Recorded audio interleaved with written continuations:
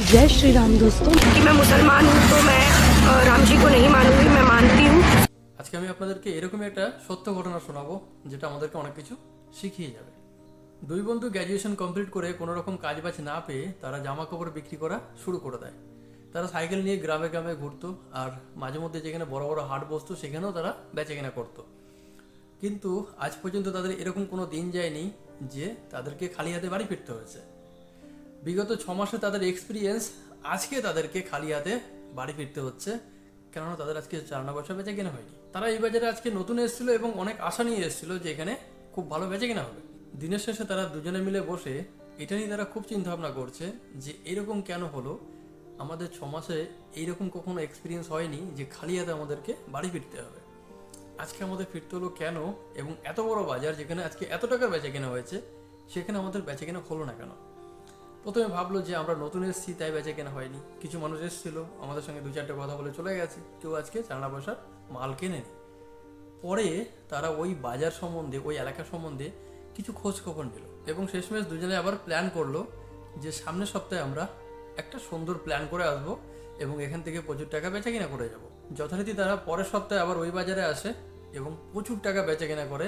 ঘটনাটা যেটা হয়েছিল, তারা দুই বন্ধু মিলে এটা প্ল্যান করেছিল যে এই জায়গায় দুটি সম্প্রদায়ের মানুষ একটু ডিভাইডেড হয়ে আছে, অর্থাৎ একদিকে একটা সম্প্রদায়ের মানুষ, আরেকদিকে আরেকটা সম্প্রদায়ের মানুষ, এদের মধ্যে খুব একটা মিল নেই। এই সুযোগের ফায়দা তোলার জন্য তারা দুজনাই দুটি ধর্মের বেশভূষা পরে এসে দুটি দোকান অপোজিট সাইডে নিয়ে বসেছে। রাস্তার একদিকে এক বন্ধু বসেছে গেরুয়া পোশাক পরে, রাস্তার উল্টো দিকে এক বন্ধু বসেছে মুসলিম ধর্মের পোশাক পরে। এবার হিন্দু ধর্মের মানুষগুলো গেরুয়া পোশাক পরা ওই ছেলেটির কাছে যাচ্ছে, আর যারা মুসলিম ধর্মের মানুষ তারা তার অপোজিট সাইডে মুসলিম ধর্মের যে পোশাক পরা ছেলেটি আছে তার কাছে যাচ্ছে। এরা যাচ্ছে ওকে দেখিয়ে বেশি কেনাকাটি করতে, ওরা যাচ্ছে ওকে দেখিয়ে এর কাছে বেশি কেনাকাটি করতে। যদিও এতটা তাদের প্রয়োজন ছিল না, কিন্তু যেহেতু দুদিকে দুটি ধর্মের পোশাক পরে দুটি ছেলে বসেছিল, তাই তাদের মনে হয়েছিল যে এরা আমাদের ধর্মের মানুষ আর এর ব্যবসা বাড়াবার জন্য ওকে দেখিয়ে দেখিয়ে এর কাছে বেশি কেনাকাটি করছিল।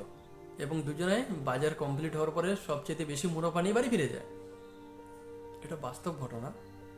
আপনার আমার ডিভাইডেশনের মাঝখানে অন্য কেউ এসে ফায়দা নিয়ে যায়। এরকমটা আমাদের পারিবারিক বিষয়ে হয়ে থাকে। আমাদের ফ্যামিলিতে অন্য কেউ মাঝখান থেকে ঝগড়া লাগাবার চেষ্টা করে আর মাঝখান থেকে সে ফায়দা নেওয়ার চেষ্টা করে, যেটা আমরা কল্পনাও করি না যে এই মানুষটা আমার কাছ থেকে কী ফায়দা নেবে।